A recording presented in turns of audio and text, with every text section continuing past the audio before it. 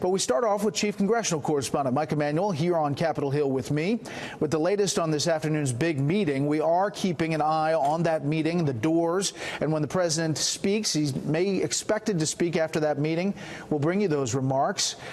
Busy day up here, Mike. Good evening. Good evening to you. No question about it. President Trump pushing House Republicans to get this done, pass an immigration reform plan this week. Fox has learned that this compromise bill that the House leadership has crafted would take steps to address the parent and child being separated at the border issue, what's become the critical topic here on Capitol Hill.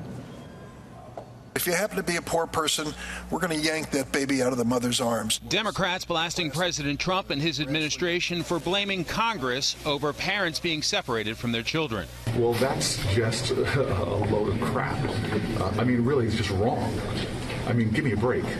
Everybody knows that. And this is not a time for lying and mendacity. It's a time for being honorable. Senate Republican leaders are hopeful they can address that one narrow issue as soon as this week. We're going to fix the problem. The president says we need to act. The Democrats say we need to act, and we say we need to act. So when that happens, we act. Yet the Senate Democratic leader says the president should handle it. Mr. President, I'll lend you my pen. Any pen. You can fix it yourself. Republican Senator Orrin Hatch is circulating a letter among his colleagues calling for a pause on family separations until Congress has time to pass a legislative fix. Hatch argues families should not have to suffer while Congress takes the time to get this done right. Border state Republicans say the answer is handling the families in a sympathetic way. What we need to do is enforce the law, but to do so in a way that keeps families together and is a humane and compassionate way to deal with what is admittedly a complex problem. But not enforcing the law is not an option, at least for me. On that front, there's at least some bipartisan agreement. If you detain him as a family unit.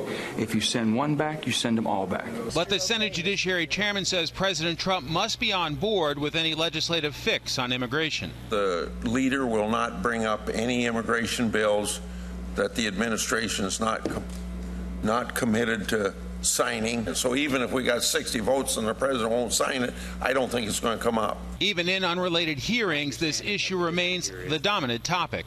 Are you not shaken by the voices and faces of these children torn away from their families? Of course I am, but I'm also shaken by the stories I hear about parents dragging their little kids through the desert. Are you aware of through cartel-controlled territory? There's also a political component which could put Democrats up for re-election in red states in jeopardy. All Senate Democrats have signed on to a bill offered by California's Dianne Feinstein, who admits it would not allow arrests within 100 miles of the border. If that bothers Susan, we'll take it out.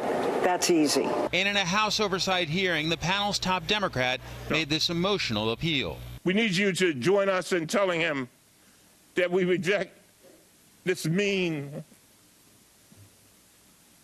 policy. The timing of all this heading into midterm campaign season makes it a red-hot political issue, and Brett, as you know, not easy to solve. Right, and just back to that Feinstein bill, I mean, it doesn't really have a chance of getting through, but politically for Joe Donnelly of Indiana and Heidi Heitkamp and John Tester and all of these red state Democrats who are up for re-election to sign on to that bill, that's potentially politically jeopardizing. No question about it. I've talked to Republican sources who say they think these Democrat senators were looking for an exit ramp from this issue. They grabbed the first thing they could find and didn't read the fine print. And it'll be interesting to see how much this is played over and over again going into November. In those races. Mike, thanks. Thank you.